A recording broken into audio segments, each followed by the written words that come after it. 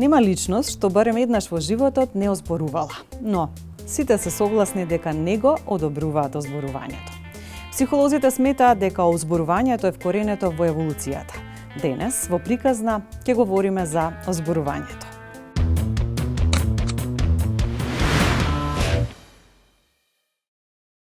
Па еве, одека по пети пат ме умреа, и тоа мощно, елегантно ме умреа, но сега ќе ти кажам, некако ми е, овој пат не ме заболи толку многу, ме болеше додека беше мојот татко жив. Замисли го ти мојот татко, маестро Джамбаз, кој си направил тостче во 19 часот, да ги гледа своите омилени вести, и почнуваат вестите и долу на кајренот пишува почина Игор Джамбазов. Значи, тоа не е озборување веќе, тоа е криминал. Но почнало од едно најобично озборување. Сеќаваш на приказките, додека стигне до расипан телефон, се викаше таа игра во моје време. 10 деца си шепкаме еден на друг долги реченици и на крајот е смешно нешто што нема врска со тоа првата. Така некако оди озборувањето.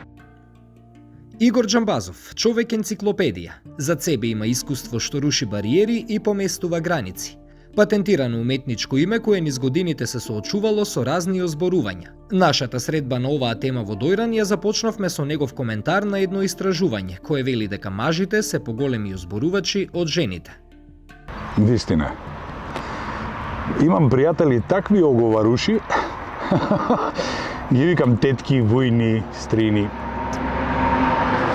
Па вака, јас потекнувам од една генерација кај која озборувањето беше на ниво на забава.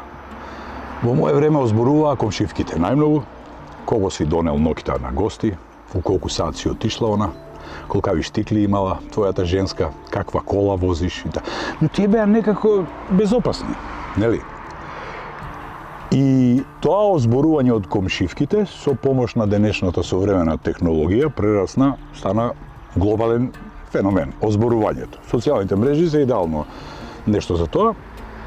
И разбрав дека во оваа емисија имате соговорници, психолози, психијатри, научници на оваа тема и мислам дека сте го викнали вистинскиот човек, бидејќи можеби јас сум најозборуваниот човек од, ајде да речам, од естрадата, културата, од музиката, од шоу-бизнисот воопшто. Одамна сум ги прележал јас овие болести, но и ден денес ми се случува да ме погоди некое озборување, вели Джамбазов. Тој што ќе каже дека не го погодува озборувањето, ќе ви излаже, затоа што, особено ако е некое неоправдано измислено, science fiction озборување, сум имал такви многу. Ќе чујам за себе си дека сум во друг град. Јас знам во кој град сум. Не само што сум озборуван, туку знаат и да ме умрат понекогаш. Јас сум најумираниот човек во држава. Имаше опасност да влијаат многу. Се разбира, кога јас во младоста ги правев сите будалштини што ги прави секој млад боем, предпоставувам дека да, но јас мислив еден добар начин како да го решам тој проблем. Сите мои приказки, за кои тие правеа разноразни верзии, ги објавив во моите книги. И што им направив јас на озборувачите? Им ги запнав муцките, затоа што повеќе од тоа што пишува во моите книги, а сам сум го напишал за себе, ги остава нив со врзани раце, односно залепени усти, еден ханзапласт имаат на устите. Но не го решиле сите тој проблем така елегантно како мене. Познавам, да кажеме, на моја пријателка од естрадата, нема да ја го кажам името, која 2 години посетуваше психијатар заради тоа што секој и најмал коментар за незината гардероба, а камоли за начинот на пеење или изгледот, толку ја вознемируваше што таа почна да се преиспитува себе си дали воопшто добра за оваа работа. Игор вели дека порано озборувачите не биле и мразачи, туку забавувачи кажувајќи анегдоти и смешки, а сега се само луѓе кои сакаат да навредуваат и мразат. Озборувањата сериозно може да наштетат на луѓето и да уништат кариери и цели животи. Познавам луѓе на кои сериозно им има наштетено во нивните кариери, во нивните бракови. Знаете ли што значи да сте во брак среќен, складен и некој да озборува дека таа пејачка ви била швалерка затоа што на некаков коктел за некаков албум, промоција сте седнале и сте направиле на здравие со пијачките. Не го поднесуваат сите тоа така машки како ја што сум го поднесувал од млади години. Може би имав среќа во цела оваа работа што сум популарен од 13 години, че тоа се веќе 45 години. Мене ме озборуваат и како тинејџер, и како гимназијалец, и како студент, и како млад актер, и кога почнав во музиката и така натаму. Секогаш што они имаат теми, во принцип тоа се нереализирани и сфрустрирани типови и нивната најголема желба во животот да бидат како мене. А бидејќи не може да бидат, што им останува, освен на тој еден подол начин да се пресметаат со мене. Вечна дилема, повеќе се озборува во помалите или поголеми урбани средини. Да, ама дали тракторот го купил на 8 рати или на 12 рати, тоа е најозборувањето. Тоа се видови на озборување како во мое време, кои не можат толку многу да ти ја пореметат кариерата, бракот или не дај Боже ментално да те ударат по глава. Во секој случај, мене на 61 скоро година, сега ми се тие забавни работи, но ако претерува, знам и да го блокирам, не им одговарам во принцип, бидејќи тоа ќе ми биде храна, они го прават. Тоа не сум одговорил на ниен хейтер, но има едно копче блок се века и прекрасно функционира. Многу пати сум се запрашал, кога мене ме озборуваат толку, што ли им прават на овие младиве што дури сега се испилуваат на сцената? Млади актери, млади пејачи, композитори, уметници, што ли им прават? Не би ни сакал да знам, ќе ми го расипат денот тука во Дојран. Во секој случај тоа е една деформација на општеството. Значи, колку помалку проблеми имаат луѓето, толку помалку озборуваат. Знаеш, кога не ти оди во животот, кога си сакал да бидеш од пилот до актер, а не си станал ништо, ти останува само да ги озборуваш пилотите, актерите кои станале тоа пред тебе. Само заради тоа што сакале, имале јасна цел во животот. И затоа ти реков, просечниот македонски озборувач има 35 години, невработене, и мајка му и татко му саварите му оставаат 200 денари на масата, за да има за интернет, бурек, јогурт и за цигари. И од кога ќе го јаде бурекот, јогуртот, ќе запали првата цигара, он го отвара телефонот и ги решава проблемите на државата. Јас се борам за мојата држава на сосема поинаков начин. Озборувањето е процес на размена на информации кои може да бидат точни, но и деломно точни или сосема неточни, измислени. Основната цел е да се наштети на другата личност без разлика дали го правиме тоа свесно или несвесно.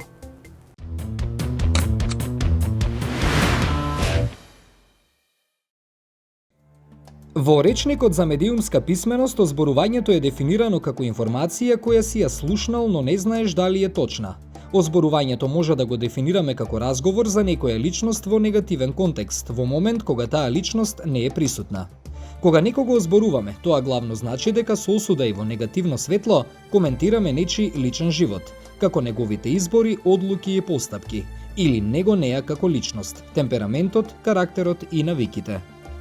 Македонија генерално е обесхрабрувачко општество кога станува збор за комуникацијата и поддршката на луѓето што сакаат да почнат нешто ново.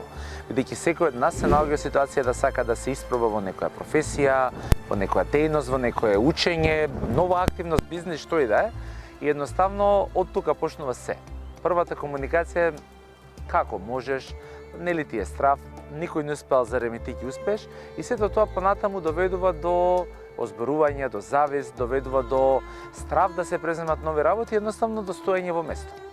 И во моментот кога почнувате да стоите во место, плашејќи се да направите една најосновна работа што може да ви донесе многу задоволство, не е се во пари. И веќе многу е полесно понатаму да ја барате комуникацијата преку задоволството, да зборувате за другите луѓе дека не успеале да направат повеќе од вас, само од причина што вие не одите и не се охрабрувате да одите чекор понатаму. Така што не знам дали во зборувањето може да најдеме позитивни страни, но ако сметате во зборувањето за одредени процеси, појави јавни личности, меѓутоа од аспект на коментар за она што го прават, а не за дискриминација, не за оговарање за нешто кое што е физички изглед или нешто што може да повреди, тогаш се сложам дека тоа е публицитет. Но во зборување не би гледал никаква позитивна нота. Анализите покажуваат дека луѓето просечно трошат 52 минути дневно на озборување. Причината зошто озборуваме лежи во основниот човечки инстинкт да припаѓа во одредена група. Има вработени кои што постојано сакат да бидат број 1 во работната организација и тоа им е единствена цел за да ја искористат својата позиција на моќ да представуваат причина или основа да се појави озборувањето. Видете што е причината или фактот на целокупната таа приказна. Оној кој што оговара, кој што сака да оговара, ја користи, мисли дека се наоѓа на позиција на моќ, бидејќи вработените се заинтересирани да стигнат до некои информации, до одредени детали, врз кои што основа потоа ќе прават сопствена приказна и нормално се наоѓа тој што оговара, се наоѓа во центарот на вниманието и добро се чувствува, не знаејќи дека потоа се случува на второто, заради неговата личност, потоа да биде одбегнуван. Тоа е само една лажна слика. За некои од нас, озборувањето за трета личност е доминантен начин на кој воспоставуваме или се обидуваме да воспоставиме блиски релации со другите луѓе. Стравот да напредуваат. Значи, се што е негативно во комуникацијата е водено од страв. Секоја промена, не мора да таа да е општествена, може да е лична, која што ја правите, пречката за да ја направиме промената е стравот. И причината зошто луѓето се одлучуваат некогаш да наместо да комуницираат со поддршка, наместо да комуницираат со споделување на позитивен пример за некој друг нешто што прави, туку го бираат спротивното да кажат не знае што се случи, ништо не успее или ова е лошо и така натаму, е стравот дека тие треба да направат промена. Секој од нас дека треба да направи некаква промена и вика како ќе се утешиме, ајде ќе кажеме дека едноставно ќе го озборуваме другиот човек, другата личност, дека едноставно не може подобро и не може повеќе од нас, туку дека ние сме избрале подобро што или не сме успеале или не сме направиле ништо за да успееме во тој момент. Озборувањето може да биде израз на немоќ во ситуации кога имаме чувство дека сме принудени да трпиме нешто што побрзо би го избегнале. Вербалната агресија е еден од начините на одбрана кога имаме чувство дека не можеме да се заштитиме и да постапиме онака како би сакале, а озборувањето е само една од нејзините форми. На овој начин го вентилираме чувството на немоќ и актуелното доживување дека сме слаби и зависни, дека не поседуваме сила и моќ нешто да промениме во правецот во кој би сакале. Се чини дека социјалните медиуми се користат како алатка за озборувањето. Социјалните медиуми имаат два аспекта. Една главна карактеристика, често која што ја зборуваме, тоа е огледалото на општеството, огледалото на секој од нас. Секогаш кога сакаме да се видиме какви сме, треба да си ги видиме нашите канали и кориснички сметки на социјалните медиуми. Дури кога не сме активни. И тоа кажува дека многу повеќе сакаме да купуваме информација, да не продадеме по наводници ништо.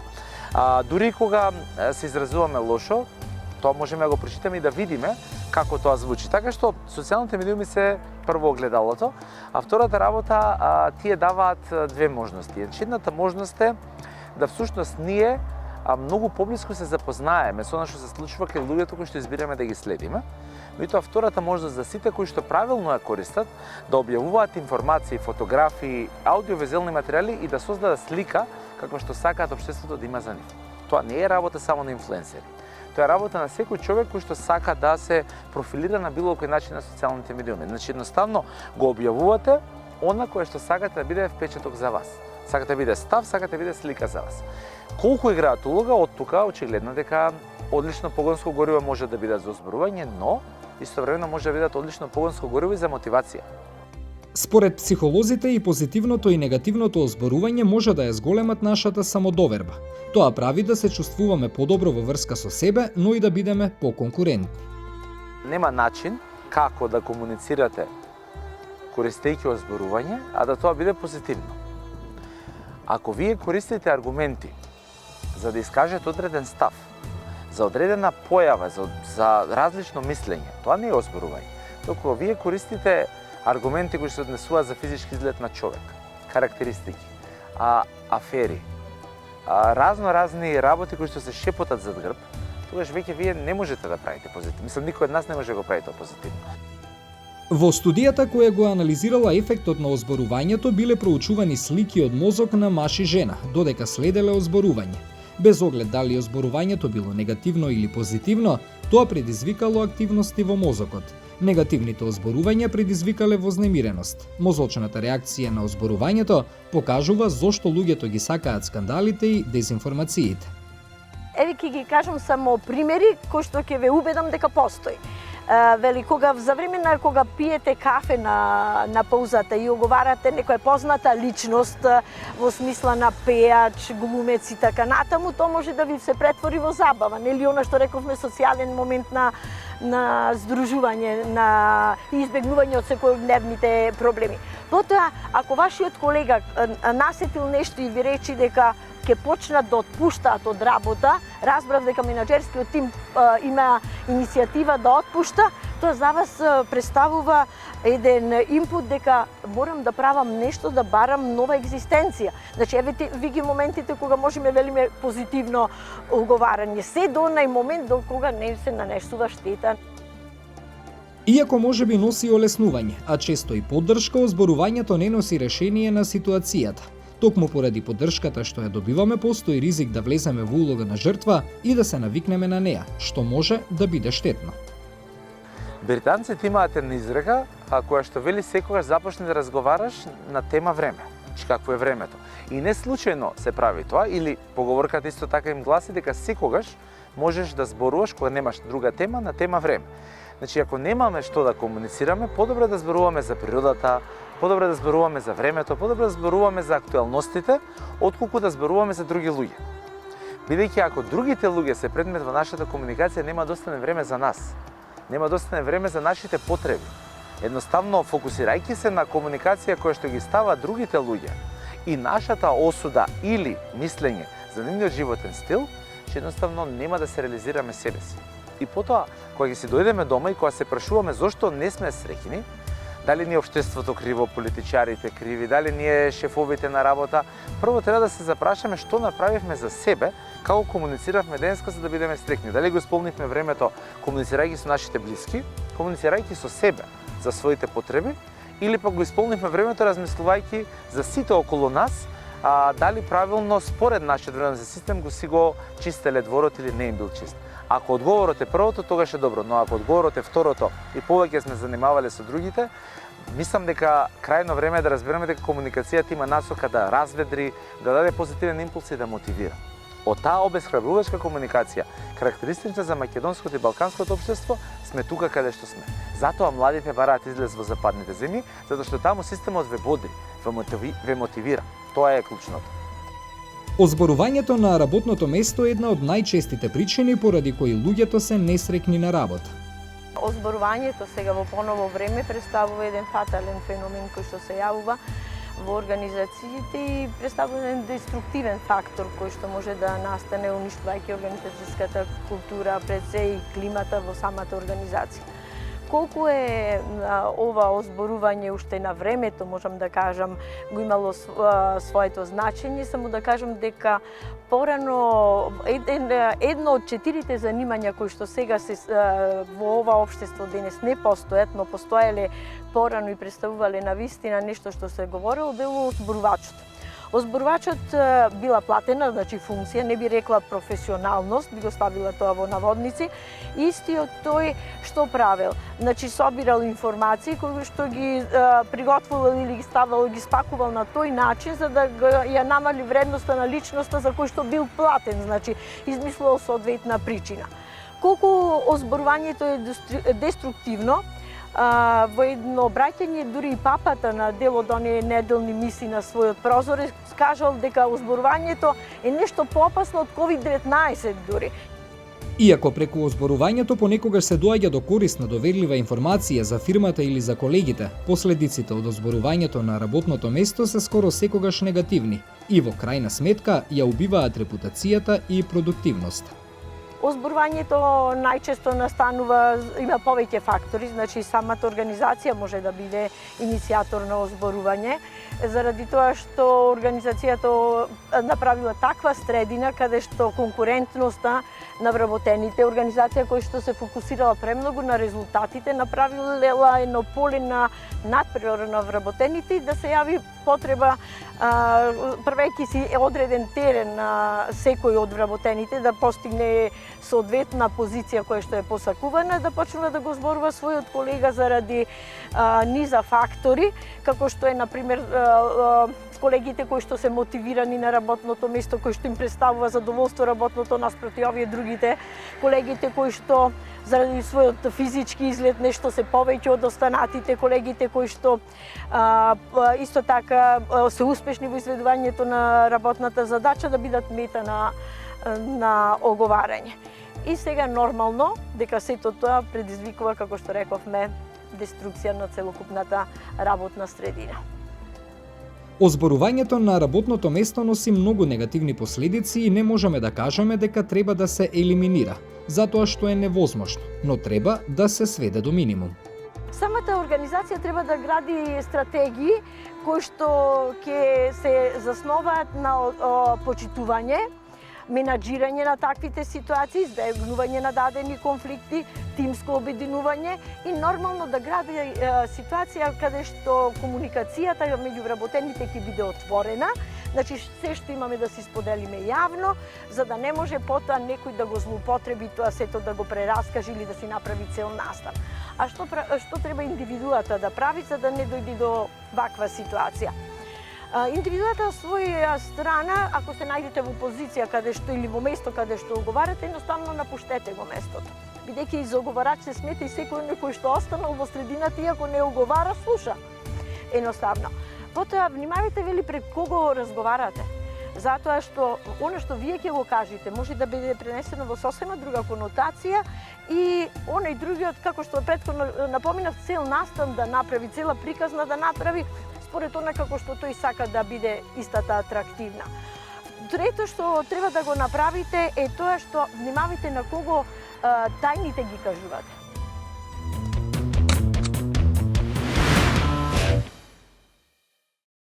Што е озборувањето? Што стои во позадина на озборувањето? Озборувањето е еден интересен феномен кој што од секогаш постоел од кога што постои човештвото, па мислам дека ќе постои понатаму. Озборувањето е еден начин на комуникација, од многуте начини на комуникација, кој што го има кај сите возрасти, и кај помладите, и кај постарите, и во зрелиот период. Го има и кај двата пола, и кај мажот, и кај жената. И озборувањето е всушност кога најмалку две личности зборуваат за трета личност, меѓутоа таа трета личност е отсутна, не е присутна во контекстот на споделувањето на информации. И кога се споделува информацијата, всушност самата информација е емотивно обоена, негативно емотивно обоена, со цел да му се наштети на оној кој што е отсутен и за тој што се зборува. Кога озборувањето станува токсично, иако секое озборување содржи ниво на агресија, како што споменавте? Секое озборување може да се каже дека е токсично. Секое озборување е всушност еден вид на спакувана агресија, на некоја суптилна агресија, наместо нешто да се каже директно на оној кој што е отсутен, се кажува преку други лица. И истражувањата покажуваат дека оние кои што озборуваат имаат определен мозочен склоп, дека едноставно така функционираат. Тој кој што озборува се храни себе си на некој начин преку деградирањето на другата страна. Кај тој што озборува се лачи хормонот допамин, па и тој што слуша има хормонот допамин, имаме чувство на лажна, моментална среќа, која што е моментална, за кусо, и неслучајно велиме дека озборувачите си се поврзуваат. Не секој сака да биде во средина, во близина, во кругот на озборувањето. Се чини не озборуваат само возрастните, озборуваат и децата, често пати се враќаат дома, второ, трето одделение, прво одделение, раскажуваат за другарчињата, ово имаше лоша фризура, ово имаше протеза и слично. Како да го прекинеме тој процес кај децата, како да им објасниме дека озборувањето е врсничко насилство? Како што спомнав, озборувањето од секогаш постоело и ќе постои. Меѓутоа имаме разлика помеѓу споделување на информации и помеѓу озборување. Ако детето, без разлика дали е предучилишна возраст, дали е училишна возраст, деветолетка, средно училиште и така натаму, со родителот, со врсниците, споделува информации за друга личност, каде што тие информации не се емотивно обоени, тоа е во ред. Значи споделува со родителот, кажува дека денеска тој соученик така и така направил, па другите другарчиња му се смееле или бил така облечен бил. Меѓутоа кога тоа е со зајадливост, кога тоа е подхрането со цинизам, тогаш веќе зборуваме за озборување. И во наше време, ја пак речем наше време, значи во мое време имаше се знаеа тие дечиња кои што знаеа да ги исмејуваат другите, значи се забележуваше баш тој циничен тон, таа надменост, надмок, за да се спушти пониско со ученикот, а денеска е присутно, меѓутоа денеска е многу присутно и мене ова ме плаши, не ми се допаѓа колку е присутно озборувањето кај децата. Веќе во деветолетка толку силно зема замав, што веќе прераснува во врсничко насилство. Значи, никогаш не е само еден насилник, озборувачот, туку потребна му е публика. Тој секогаш има публика која што најчесто е неутрална, не ја завзема навидум, не ја завзема страната на оној кој што озборува, насилникот, ниту пак ја завзема страната на жртвата, на детето кое што е озборувано. Тие само гледаат и тие се пасивна публика.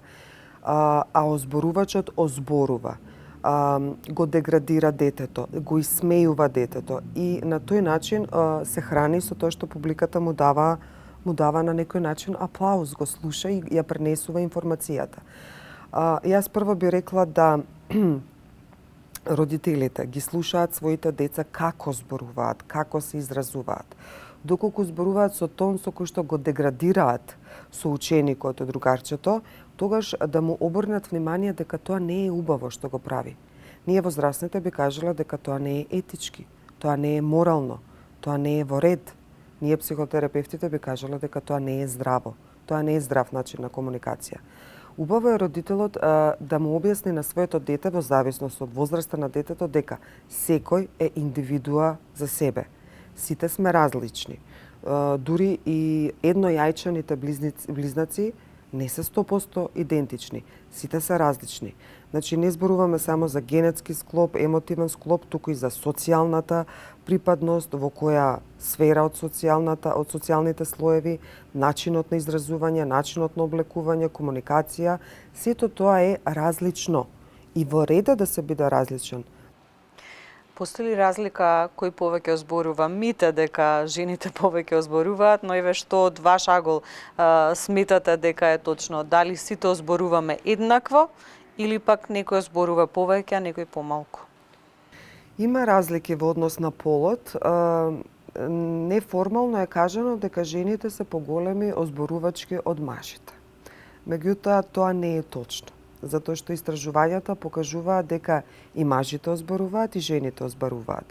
Меѓутоа, некако жената има потреба да сподели со својот партнер, со сопругот, со најблиските, да сподели она што и се случува и тоа емотивно да го обои.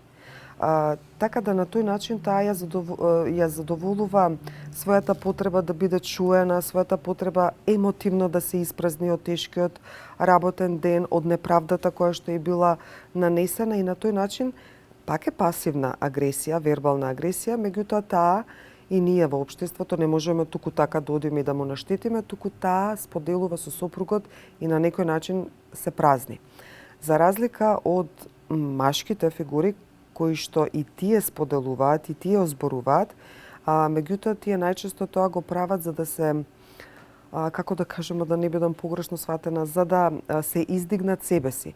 Не да направат катарза, не да направат олеснување како што прави жената, меѓутоа за да се воздигнат себе си, да кажат колку се тие маскулини, колку се тие успешни.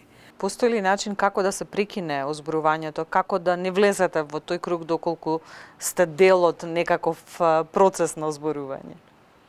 Озборувањето е игра, несвесна игра, каде што озборувачот фрла јадица, некој за таа јадица ќе се фати, исто како што рибата ќе ја лапне јадицата, И понатаму имаме споделување на информации, добивање на лажно чувство на среќа, лачење на допамин, хормонот на среќа и ние сме среќни. Ако јас или некоја личност не сака да влезе во играта на озборување, едноставно може да каже стоп. Може да каже не. Може да стане и да ја напушти средината.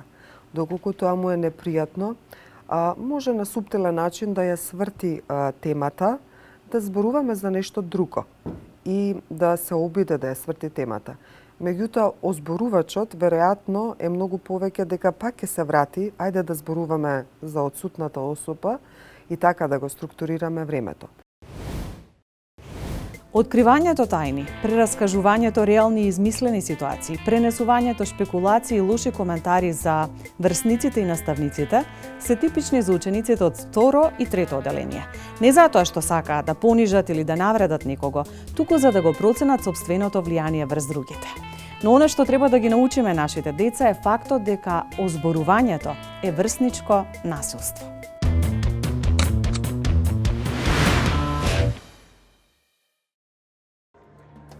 Озборувањето е вообичаено дури и за деца на возраст од 8 и 9 години. Децата на оваа возраст ги користат озборувањата за да проверат колкава моќ и влијание имаат врз другите. Покрај тоа, со озборувањето се обидуваат да стекнат и поголема популарност. На почетокот во најмала возраст децата озборуваат затоа што им е забавно, затоа што на тој начин излегуваат од онаа животна монотонија во која се наоѓаат, внесуваат фантазија и имагинација и малку повеќе бои во нивниот свет во оној случај кога е застапена здодевноста, да кажем.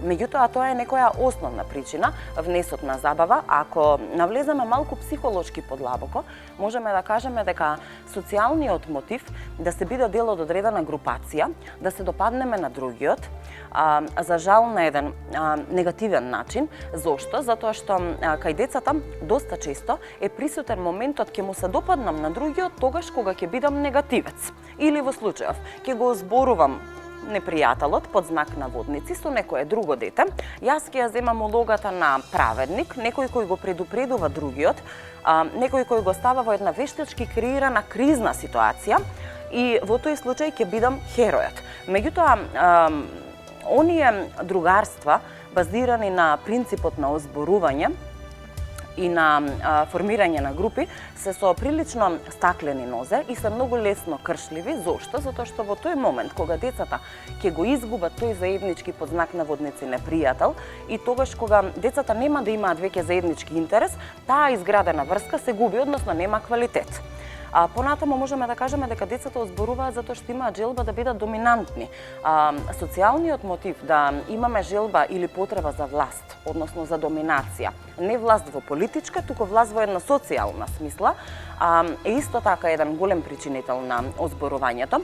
Кога детето ќе почувствува закана од било кој тип, дека било кое дете му ја превзема таа улога, тогаш почнува да озборува, па дури и кога нема некоја причина за тоа. На тоа се надоврзува и потребата за внимание, затоа што децата кои озборуваат доста често се оние личности кај кои доаѓаат сите други кои сакаат да бидат во тек со сето тоа што се случува во општеството, во социјалната средина и така натаму. И како последна причина, но и психолошки најтешка, би ја навела присуството на завист. Зависта како чувство е честопати измешана со чувството на гнев, на болка. Кога се појавува зависта? Тогаш кога некоја друга личност поседува нешто што ние го немаме, а сакаме да го поседуваме, или кога постигнува успеси кои ние не можеме да ги постигнеме. Кога е присутна зависта како причина за озборување, доста често се случува да децата се чувствуваат убаво, затоа што на тој начин емотивно и стресно се празнат, а од друга страна пак има можности за една поддршка ако се најдат во ситуација кога ќе бидат присутни во друштво на друго дете кое што исто така озборува. Озборувањето на децата кои не успеале да го положат тестот, како биле облечени, дали носеле протеза за заби, прераскажувањето за тоа кој е испратен кај директорот на разговор, зборувањето за децата на кои им треба помош од учителот за да си ги врзат врвките, се само некои од озборувањата за кои децата мислат дека не се лоши. Озборувањето како еден психолошки механизам се користи доста често како одбранбен механизам во стресни ситуации, во оној случај кога не можеме да се заштитиме, кога не чувствуваме доволно сила и моќ за да избегнеме некоја ситуација или тогаш кога не можеме да ја промениме трасата или патот по кој сакаме да се движиме. Озборувањето по дефиниција представува разговор во еден негативен контекст за некоја личност која што најчесто не е физички присутна. Како такво, озборувањето е присутно и кај децата и кај возрастните. Меѓутоа, кај децата се разликува во однос на формата и содржината, во однос на начинот кој се изведува. Да речеме, кај децата е малку повеќе присутно во облик на подсмев и смевање, забелешки во однос на физичкиот изглед, забелешки во однос на облеката која што се носи, забелешки во однос на успехот на одредени надпревари, кога имаме групни игри и така натаму, па децата најчесто ги користат термините од типот нити е убава косата, нити се убави патиките, нити е брендирана гардеробата, заради тебе изгуби тимот во спортскиот надпревар во кој се надпреварувавме и така натаму. За разлика од дечињата, кај возрастните озборувањето има една малку по-негативна компонента, односно тука веќе зборуваме за нешто што има негативистички став кон одредена личност, односно првенствено кон нејзиниот животен стил и тоа начините на однесување, облиците на однесување, понатаму навиките, темпераментот, карактерот и така натаму. Значи присутно е и кај децата, и кај возрастните, како се зголемува возраста, како детето преминува од еден до друг развоен период. За жал, доколку не се работи навремено од страна на родителите и стручни лица, озборувањето е се поприсутно. Меѓутоа, детето мора да знае дека тоа не е пожелно однесување. Уште од најмала возраст треба да се работи со децата, да се развива чувството на почит кон другиот, да се развива емпатијата како основна вредност на човештвото, да се внимава и да им се посочи на децата од страна на родителите дека прераскажувањето на одредена ситуација многу лесно може да премине во озборување, затоа што при прераскажување, доколку се дополни истото само со неколку зборчиња, целосно може да се измени концептот и да дојдеме до форма на озборување. Од друга страна пак, неопходно е да потенцираме дека децата многу повеќе гледаат што родителите прават, отколку што слушаат што зборуваат, доколку родителот го учи детето дека нешто не треба да се прави, а истовремено го прави тоа, секако дека нема да постигне ефект, затоа што децата учат по пат на модел. Потоа влијанието секако и на професионалниот кадар во училиштата, стручните соработници, бидејќи тие представуваат продолжена рака во процесот на градење на личноста, во процесот на воспитание на децата. Како родители мора на децата да им ја пренесеме суштинската порака, а таа е дека озборувањето е врсничко насилство кое може да биде штетно. Дефинитивно можеме да кажеме дека озборувањето е врсничко насилство, односно причина за врсничко насилство. Ако навлеземе во дефинирањето на меѓуврсничкото насилство, ќе видиме дека во неговата основа лежи едно повторливо агресивно однесување, имаме физичко агресивно однесување и имаме вербално. Во оваа ситуација озборувањето е едно вербално насилство кое што има тенденција да се повторува, од друга страна пак со експанзијата и со развојот на социјалните мрежи слободно можеме да кажеме дека ни станува се поприсутно и се подостапно. Дури во скоро време спроведено едно истражување во кое се опфатени повеќе од 1000 ученици во 18 средни училишта на целата територија на нашата земја. Резултатите кои се добиени од тоа истражување велат дека 35% од добиените резултати за присуство на меѓуврсничко насилство се токму со причина на озборувањето како еден именител на тоа меѓуврсничко насилство. Тука ќе се надоврзам, бидејќи станува збор за средношколци, влијанието на предметните наставници, влијанието на класните раководители, влијанието на целиот воспитно-образовен кадар е огромно. Зошто? Затоа што ние сме тие, како воспитно-образовен кадар, кој треба да работиме на превенција на меѓуврсничкото насилство или во ситуацијава на превенција на озборувањето како причинител на меѓуврсничкото насилство. Озборувањето како врсничко насилство може да биде во форма на вербално насилство преку изјавување на непристојни коментари во форма на подбивање, навредување, подсмевање и слично, и социјално преку постапки со цел да се наруши нечија репутација и релации со останатите врсници, игнорирање, исклучување од група, пласирање дезинформации и гласини, навредување и омаловажување пред останатите врсници. Родителите преку разговор со децата неопходно е да им појаснат дека озборување е лошо и штетно. Објаснете им дека физичките недостатоци, фризурите, облекувањето, имотната состојба, семејните односи, здравствената состојба, оценките и многу други работи никогаш не треба да ги коментираат, особено не со другите и не во негативен контекст, бидејќи со тоа може да го повредат другиот.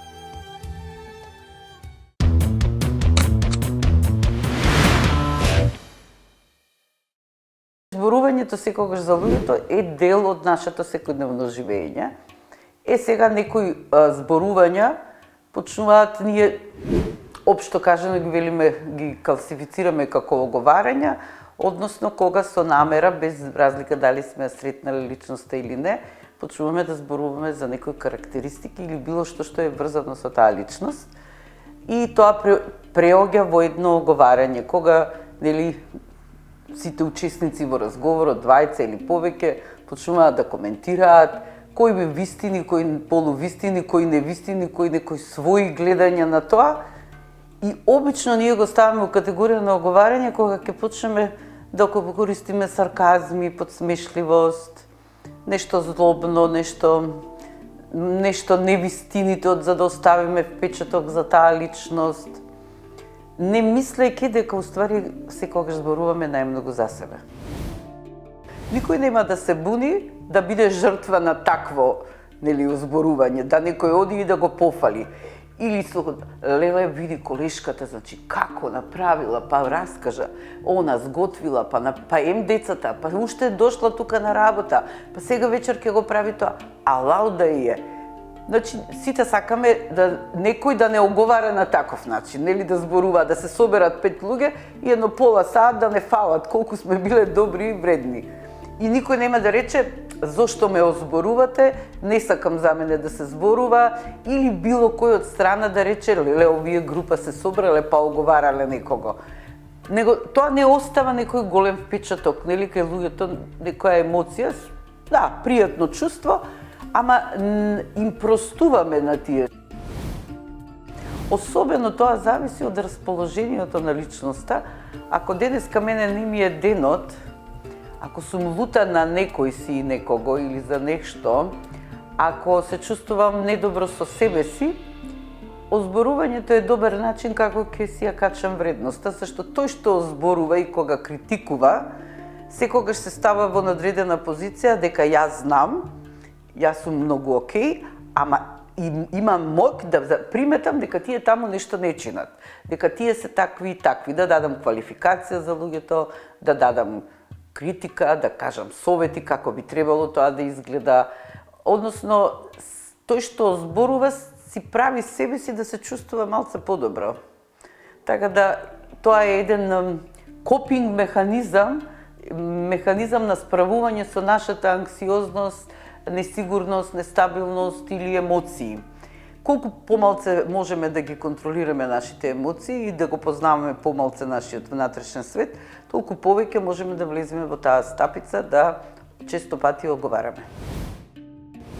Па тие што зборуваат фактички не го решаваат тој внатрешен проблем за кој сега зборува, значи својата анксиозност, несправување со собствените емоции, со незадоволството од животот, од денот, од мажот ми, од децата, од жената, или било што од работата. Затоа што тоа не води кон ништо, значи не води кон решавање на проблемот, не води кон решавање на моите внатрешни чувства. Тоа не го средува мојот внатрешен свет. Тој што озборува не донесува никакво решение, моментално можеби ќе се осети подобро, во моментот кога зборува, така полн со енергија, и така, како јас нешто знам и нешто да кажам, ама вистинските проблеми остануваат нерешени. Оној па што е озборуван, навистина може да му се направи штета, затоа што зборовите имаат многу голема сила. Зборовите можат да излечат, ама можат и да разболат и да повредат. Ние никој не сакаме да чуеме, нели, лоши зборови кажани за нас. Не во смисла дека не сакаме да се поправиме или да бидеме подобри, него обично тие зборови се увредливи, со многу критика, со со многу подсмев, со многу сарказам, со доза на злоба. И зборот носи некоја енергија, што на тој што е озборуван му прави внатре неубави чувства.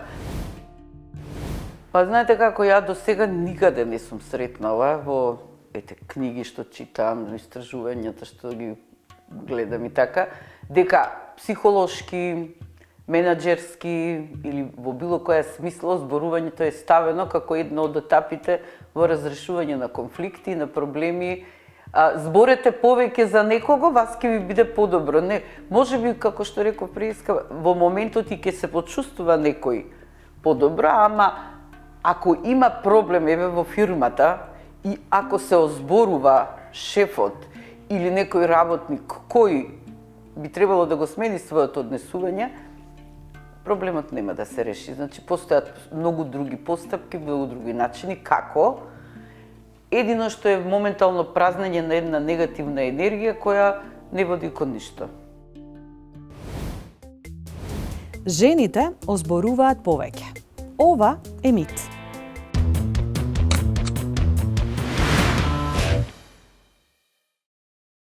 Од кога постои светот, се верува дека жените зборуваат многу повеќе од мажите, дека мажите никогаш не озборуваат, а децата се чисти души кои никогаш намерно не би ги повредиле другите. Истражувањето утврдиле дека жените озборуваат само во потесното друштво. Мажите се поголеми озборувачи. На оваа разуно да тие дневно трошат 76 минути, а жените само 52. Меѓутоа и едните и другите заостануваат за децата на 8 до 9 години кои речиси 2 часа дневно зборуваат се и се што за другите другарчиња. Енергијата што ја фрламе и трошиме на озборувањето да ја фокусираме на себе. За почеток да ги видиме нашите слаби страни и да почувствуваме што ни недостасува. Другите луѓе се други луѓе и тие работат за себе. Ако некој е успешен, не мора да значи дека е успешен на наша сметка. Ова е пораката на денешната приказна. Довидување!